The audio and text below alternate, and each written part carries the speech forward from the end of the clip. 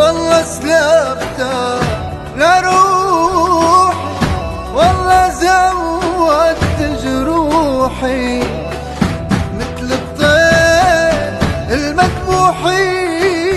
اللي بيرقص من عذاب عيني، اللي بيرقص من عذاب